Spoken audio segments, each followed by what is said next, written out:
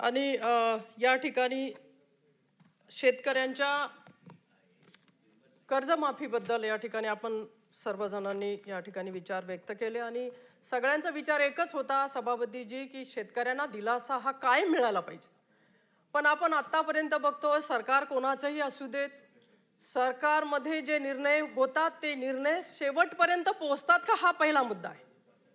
बऱ्याच वेळेला सरकार इतकी चांगली योजना आणते पण त्या योजनेची अंमलबजावणी प्रशासकीय लोकांकडून होते का हा महत्त्वाचा विषय आहे असं मी समजते। आणि म्हणून या योजनेमध्ये ज्या त्रुट्या आहेत या त्रुट्यांवर ते खालची अधिकारी कर्मचारी बोलायलाच तयार नसतात, ज्याचा उल्लेख बऱ्याच जणांनी या ठिकाणी केला। आणि जेव्हा सरकार एखादी चांगली योजना आणते, आता यामध्ये थोड्याफार त्रुट्या असू शकतात, कुठलीही योजना आली तर त्याच्यामध्ये कालांतराने आपण त्याच्यामध्ये बदल करतो। आणि म्हणून या ठिकाणी मी असं सांगू इच्छिते की ज्या काही त्रुट्या आहेत त्यावर ते सरकार लक्ष देऊन तर असतेच, परंतु योजना राबवत असताना त्या शेवटपर्यंत राबवण्यासाठी पोहोचण्यासाठी त्या ठिकाणी प्रशासनाला तेवढंच जबाबदार धरलं पाहिजे। प्रत्येक वेळेला सरकारने हे केलं नाही, सरकारने ते दिलं नाही, पण सरकारने केल्यानंतर ते पोहोचवल्या जाते का हा महत्त्वाचा मूळ मुद्दा आहे असं मी समजते। कारण मागच्या वेळेला सुद्धा जेवढ्या योजना झाल्या त्याच्यामध्ये 2 लाखाची कर्जमाफी असेल, 50,000 त्याच्यामध्ये अनुदान रूपाने असतील, त्यावेळेला शेतकरी हवालदिल होऊन त्या ठिकाणी अधिकाऱ्यांकडे जातो, तहसीलदाराकडे जातो, कृषी अधिकाऱ्याकडे जातो। त्यानंतर काय होतं ते सांगतात की बँकेमधनं तुमच्या खात्याचा नंबरच चुकीचा आलेला आहे आणि मग खात्याचा नंबरच चुकीचा आलेला आहे, तो दुरुस्त आम्ही करतोय आणि मग तो दुरुस्त करण्यासाठी 4-4 महिने आमचे जातात, परंतु तो खाता काही दुरुस्त होत नाही। आणि म्हणून अशा पद्धतीच्या ज्या त्रुट्या आहेत त्याही त्रुट्या आम्ही लक्षात घेणं फार महत्त्वाचं असं मी समजते। या ठिकाणी सभापतीजी आपल्या भाषणामध्ये आपण या ठिकाणी बोललात, पेनगंगा बद्दल आपण या ठिकाणी उल्लेख केला आणि वाशिम त्यामध्ये नाही असं सगळेजण म्हणतात, पण मी तेच म्हणते पार्टली जरी असेल तर सरकारला माझी विनंती आहे की ज्या वाशिम जिल्ह्यामध्ये आत्महत्या तर होतात पण केंद्र सरकारच्या आकांक्षी जिल्ह्यामध्ये सुद्धा तो जिल्हा असल्यामुळे सर्वच्या सर्व या ठिकाणी जिल्ह्याला समाविष्ट करावं अशी सुद्धा मागणी या निमित्ताने सभागृहाच्या माध्यमातून मी करते आहे।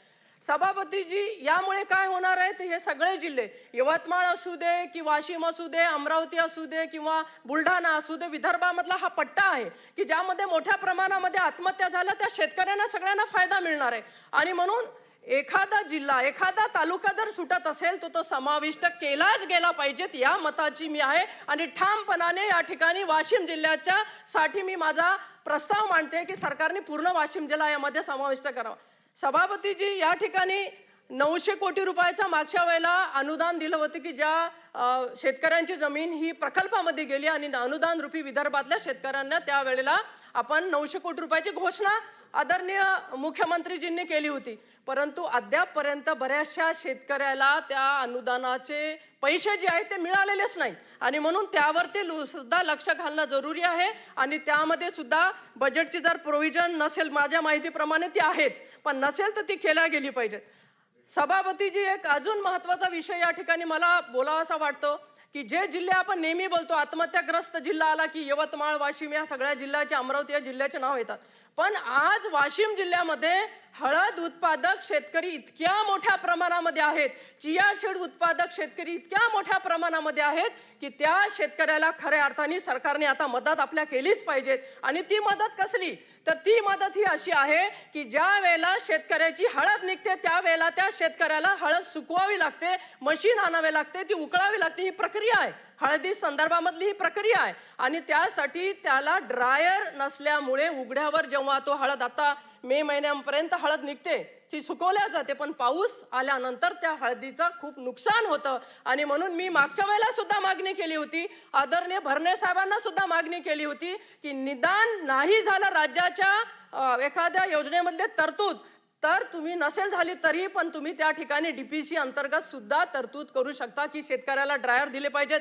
जे गट आहेत शेतकऱ्यांचे बचत गट आहेत त्यांना दिले पाहिजेत, शेतकरी एकत्र येऊन जी काही सामूहिक शेती करतात त्यांना दिले पाहिजेत। आणि अशा पद्धतीने शेतकऱ्यांनी सोयाबीन वरून त्या ठिकाणी शेतकरी आता हळदीकडे डायव्हर्ट झालेला आहे आणि हळदीला सभापतीजी हळदीला आज रोजी 15,000 रुपये क्विंटलनी भाव आहे। हळद ही एक्सपोर्ट होण्यासंदर्भामध्ये सुद्धा त्या ठिकाणी शेतकरी त्या विषयीमध्ये लक्ष घालतायत आणि एक्सपोर्ट सुद्धा आपण करतोय. पण दुसरी बाब या ठिकाणी काय दिसते सभापतीजी, दुसरी बाब ही लक्षात येते की हळद असू दे, या ठिकाणी बीट असू दे, त्या ठिकाणी अजून कुठला जे काय पीक आपण घेतो किंवा भाजी घेतो किंवा फळं घेतो त्याच्यावर ते प्रक्रिया करून ते बाहेर देशामध्ये विकण्या संदर्भामध्ये सुद्धा ज्या वेळेला एखादी परमिशन काढण्यासाठी माझा शेतकरी जातो त्यावेळेला परमिशन मिळत नाही सभापती महोदय, त्याला परमिशन दिल्या जात नाही किंवा ती परमिशन घेण्यासाठी त्या मान्यता त्या ठिकाणी कागदोपत्री घोडे चालवण्यासाठी त्याचे महिने निघून जातात. त्याचं उदाहरण मी सांगते. अकोल्याचा एक युवक माझ्याकडे आला आणि मला तो असा बोलला की ताई मी बाहेर देशामध्ये बीटचं पावडर असेल किंवा ड्राय केलेला कांदा असेल किंवा हे सगळं मला एक्सपोर्ट करायचं आणि म्हणून मी एक लायसन्स काढलं आणि मला बाकीचे छोटे लायसन्स लागतात म्हणून मी प्रयत्न करते. गोरे साहेब ज्या वेळेला तो युवक मला सांगत होता की मला जीएसटी तर आता मी भरलेला आहे कारण मी नवीन आता यामध्ये छोटा उद्योग करतो त्यांना आपण प्रोत्साहन देतो. माझ्याकडे त्यांनी हे सांगितलं की जीएसटी ऑफिसमध्ये गेल्यानंतर जीएसटीचं एक सर्टिफिकेट लागतं पहिल्या वेळेला. ते सर्टिफिकेट सुद्धा त्या युवकाला मिळू शकलं नाही कारण त्या ठिकाणी जे बाकीचे प्रकार चालतात त्यामुळे त्या युवकाला ते सर्टिफिकेट लवकर मिळालं नाही. नंतर आम्हाला कोणाला तरी बोलायचं काम पडलं आणि नंतर मग त्यांनी या साहेबाकडे नाही त्या साहेबाकडे आणि मग त्याला ते सर्टिफिकेट मिळालं. जर तुम्हाला युवकाला उद्योगशील बनवायचं असेल, जर शेतकऱ्याचा माल बाहेर देशामध्ये तुम्हाला एक्सपोर्ट करायचा असेल तर या कागदोपत्री घोड्यामध्ये त्याला ठेवणं बिलकुल जरुरी नाही मी असं समजते. आणि म्हणून सुरळीत करा, जे काय करायचं एक खिडकी करा आणि एक खिडकी योजना असेल तर या सगळ्यांना आपल्याला मदत करता येईल. आज रोजी आम्ही हे पण बघतोय की हळद उत्पादक शेतकरी मोठ्या प्रमाणात त्याला पाणी लागतं. सोलरचं कनेक्शन मिळालं, गोरेसाहेब विजेचं कनेक्शनच मिळत नाही, बंद झालं, सरकारने बंद केलं ते ठीक आहे, ओके आम्ही समजू शकतो. पण ज्या वेळेला सोलरचं कनेक्शन तो घेतोय, आज वेटिंग मध्ये अनेक शेतकरी आहेत, आज त्याला सोलरचं कनेक्शन मिळत नाही आणि म्हणून सोलरचं कनेक्शन त्यांना विजेचा पुरवठा करण्यासाठी आणि शेतीला पाणी देण्यासाठी मागेल त्याला आपण ते बोललो होतो त्या पद्धतीने त्याला मिळालंच पाहिजेत आणि त्या संदर्भामध्ये कुठे त्रुट्या असतील त्या सरकारने दूर केल्या पाहिजे. कारण सरकारने एवढं आता वेनगंगा पेनगंगा नळगंगेच्या माध्यमातून हजारो करोडचा निधी आपण देतोय, मग या ठिकाणी आपण मागं राहता कामा नये. शेतकरी काय मागतो सभापती महोदय, जसं आपण म्हणतो रोटी कपडावर मकान माणसाला लागतं त्याच पद्धतीने शेतकरी मागतो वीज पाणी आणि हमी भाव. हमी भावाबद्दल सुद्धा मी या ठिकाणी बोलल्याशिवाय राहणार नाही सभापतीजी, कारण हमी भावाबद्दलचा ज्या वेळेला विषय येतात शेतकरी सगळे आमच्या आमदार खासदारांच्या गाड्या अडवतात आणि म्हणतात तुम्ही आमचा हमी भाव का दिला नाही. मागच्या वेळेला आदरणीय मुख्यमंत्री देवेंद्रजी फडणवीस साहेबांना मी एक पत्र लिहिलं आणि मी त्यांच्यामध्ये मागणी केली की राज्य सरकार केंद्र सरकारकडे हमी भावासाठी प्रस्ताव पाठवतो आणि त्या प्रस्तावामधला म्हणजे जो काही आपण समजा सोयाबीनला 7,500-8,000 हजार भाव दिला, सरकार 5,000-5,500 रुपये भाव देतो, त्या भावामधला जी काय अंतर आहे त्या अंतराची रक्कम जी आहे ती अंतराची रक्कम गोरे साहेब आपल्या सरकारने दिली पाहिजे. म्हणजे शेतकऱ्याला हमी भाव मिळाल्याशिवाय राहणार नाही आणि त्याचं समाधान होईल. जो उत्पादन तो करतो हे आपण बाकीच्या तर योजना देतोय. बच्चू भाऊने या ठिकाणी उल्लेख केला की 42-43 योजना काही आवश्यकता नाही एवढ्या मोठ्या योजनेच्या. सुटसुटीत योजना करा, त्याला मिळेल अशा योजना करा आणि त्या योजनेच्या माध्यमातून त्याला सक्षम करा. आणि जोपर्यंत शेतकरी आमचा सक्षम होणार नाही तोपर्यंत कसा आहे देशाचा कणा, त्याला पाठीचा कणा म्हणतो ना आपण शेतकऱ्याला, तो कसा काय उभा राहणार. आणि म्हणून त्याला पूर्णपणे पाठबळ हे सरकारचंच असलं पाहिजे. मी आदरणीय मुख्यमंत्री देवेंद्रजी फडणवीस साहेबांचं अभिनंदन करते, शिंदे साहेबांचं अभिनंदन करते, सुमित्रा वहिनींचं अभिनंदन करते की त्यांनी या ठिकाणी शेतकऱ्याला ज्या पद्धतीच्या योजना दिल्या त्यामध्ये सगळ्यात महत्त्वाची योजना मला आवडली आणि शेतकऱ्याला सुद्धा त्याची वाट शेतकरी कित्येक वर्षापासून पाहत होते, ती होती पांदन योजना.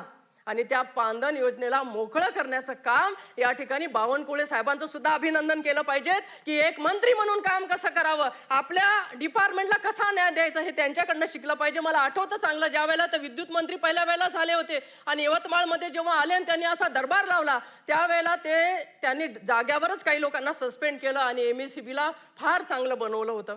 ह्या अनुभव मी घेतलेला असल्यामुळे मी बोलू शकते. आणि म्हणून या ठिकाणी सरकारने जे चांगले निर्णय घेतलेले आहेत त्या चांगल्या निर्णयामधून शेतकऱ्यांचा फायदा झालेला आम्ही आतापर्यंत बघतो आहोत. परंतु सभापती महोदय हमी भाव असेल त्यावरती मी आपल्याला बोललेले आहे. या ठिकाणी शेतकऱ्याच्या मालावर प्रक्रिया करून त्याला एक्सपोर्ट करणं हाही महत्त्वाचा विषय या ठिकाणी आहे. पण त्याचबरोबर एक